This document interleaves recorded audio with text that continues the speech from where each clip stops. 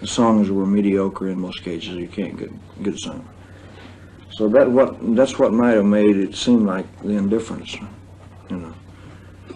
But I was never indifferent. I was so concerned until that's all I talked about. It worried me sick, you know. So I had to change it, which I did. You know, I had to change it around. Yeah, on the tour, I was obligated in like 4 years in advance. Sure. You're not going to remember things like the great dance sequence in Jailhouse Rock. Now, Jerry told me you choreographed it. You know, you're thinking yourself, that's a beautiful sequence. Yeah. How did that come about? I mean, how did you get that kind of control? I just did it, and we had a choreographer that just more or less geared the dances off of what I did.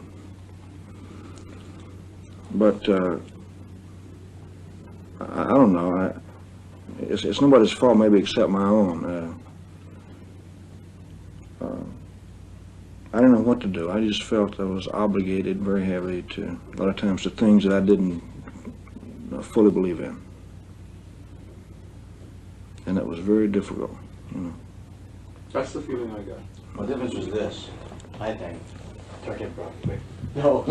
No, you agree, Jerry. Was Elvis's contracts were made up before the scripts. In other words, when people do pictures, they do it by a script. They say, yeah, I'll do this script. Then they do the picture. But Elvis was contracted to do pictures, so he had to do a picture no matter what they told him to do. Yeah, you got 5 pictures to do. You say, you got to do it, you do this script. That's what I'm saying. The movies were made, the contracts were signed like 4 years in For 11 advance. pictures, 7 pictures, no matter what picture. So I had thought That's the difference. that they would try to get a new property for me or give me a chance to show some kind of acting ability or do a very interesting story. But it did not change. It did not change. And so I became very discouraged.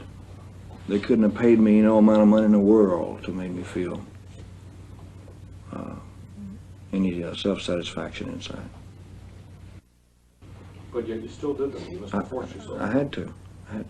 What kind of film would you have liked to have made if you would have had your choice? That's hard to say.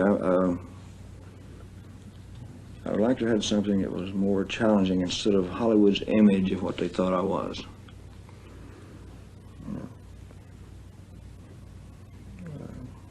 There was a whole big image problem as long as I can remember. I remember 2 extremes of you.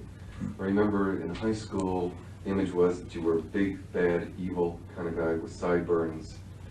And yet in the movies, I saw a completely different kind of person. A guy who would rather sing than fight, as one person described it. Yeah. And it was just like, and yet there was no reality. Between those 2 extremes, I knew that there was another person. I think one of the first things I remembered about you is there's some strange distorted image here, which I can't figure out. I was always used to dealing with people in one-to-one relationship. And I'd see that image of you and I'd say, I wonder what he really thinks. I literally took it as long as I could. Physically, emotionally, everything. That's why when you get on stage, I think It comes out. it's honest, it's real, it's you.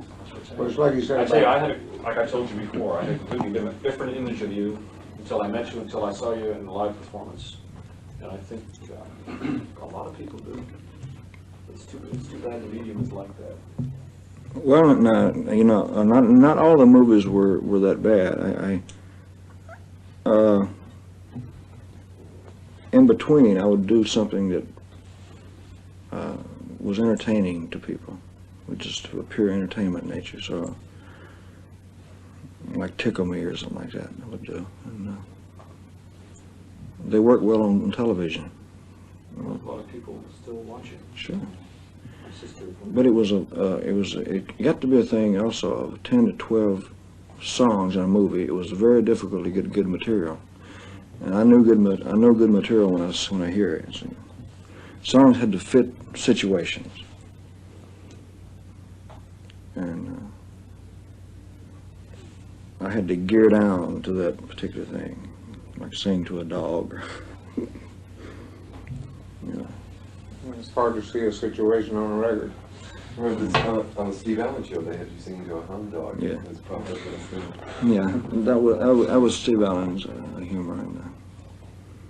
Actually, Steve, To me, it was about as funny as a crutch. Again, I had to do that. Actually, no, we'll be sure. There you go. He's been one of the few people who've been really very helpful to us. We've sent him a letter and said we'd like to get a tape of an early Elvis TV show. And we've been jerked around by it, so, and Alan wrote a letter right away, said, yes, I'd be happy to help, Yeah. whatever, and he sent one over this afternoon, we haven't looked at it yet. Well, he was all right. But he's a kind of a strange cornball. Now my voice is on that tape too. Right. What about some of the people that travel around with you, your friends? Can you tell us a little bit about them? Well, I can tell you a lot about them, but he was ruining them all. I'm soon. No, I have to have people to work for me that handle the things of a personal nature. Personal travel, wardrobe, details, personal relations or public relations. I have to have people like that. And it's mostly people that I've known for years. And they know that they are representing me. So, People that you trust, then. yeah. And So when you go on a tour, what do they do? well, they're all pretty well skilled in what they're doing. It's very important. The costume, the wardrobe has to be there, has to be in good shape. So there are people assigned to that. The security is all very well planned out in advance. And I have to have people with me for security. And to make sure that I get to the building on time and get inside. And a couple of the guys that I met in the Army, I met Joe in the Army, I met Charlie in the Army. And they just stayed with me ever since 1960. How about Sonny and Red and Jerry? Well, Sonny went to work for me probably 1961. And Red, you went to school with. Yeah, went to school with Red. So Red was with me in those early days when I was first traveling around. A lot of times just the two of us, We need a little line, Elvis, like before you go on the tour, we're going to show a rehearsal. Before, maybe you could just say something about preparations before the tour. You get everybody together and you go over songs. Most people just think you just walk out on that stage and that's it. No, The band strikes up and you. What happens? We start discussing the songs first. I have new wardrobe made for every appearance. I don't use the same ones. So there are sketches that have to be drawn up and have to be fitted, for wardrobe. And then we start talking about songs. I start going through the list of songs, and there must be 400 or 500 songs. Out of that 400 or 500, I have to pick 20 at the most. Then we start rehearsing in a studio at RCA Victor with a small band, with a rhythm section.